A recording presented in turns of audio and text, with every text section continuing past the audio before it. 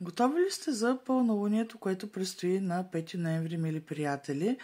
Всяко пълнолуние е кулминация на лунния цикъл, който е започнал, а лунният цикъл започна с новолуние във Везни, в последния градус на Везните, доста щекотливо, с трудни аспекти, които са свързани с темите за нашите болки, конфликти и начините, по които се създаваме лични и делови партньорства, или по-скоро неумението да създаваме такива заради невъзможността да влезем в здравословен конфликт или да заявим това, което искаме в партньорствата.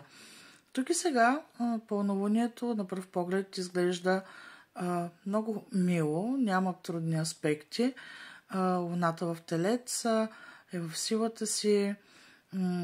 По време на пълнолуние, да, емоциите са много засилени за всички от нас и сега ще бъде важно да отстоим това, което смятаме за значимо, за ценно, за да се чувстваме сигурни и подхранени.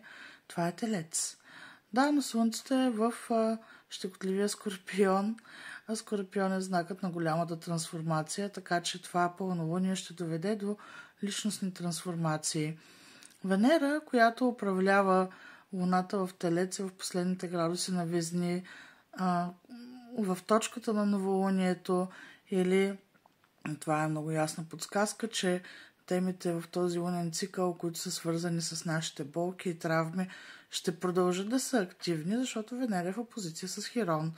Или тук трябва да си зададем ясна сметка дали можем правомерно да заявим това, което е значимо и важно за нас, не през болките, не през травмите и не през страховете. А Марс, който е съуправител на Слънцето в Скорпион, е в щекотлива опозиция с Уран. Той е в първите градуси на Стрелец. Тази комбинация е много взривоопасна, мили приятели, но все пак може би ще ни даде един тласък да сме доста по-смели, когато заявяваме собствените си ценности. Аз съм Ема, кармичен и еволюционен астролог и нумеролог с повече от 10 години практика в сферата като консултант. Ако пожелаете да запазите час за индивидуална консултация, може да се свържете с мен.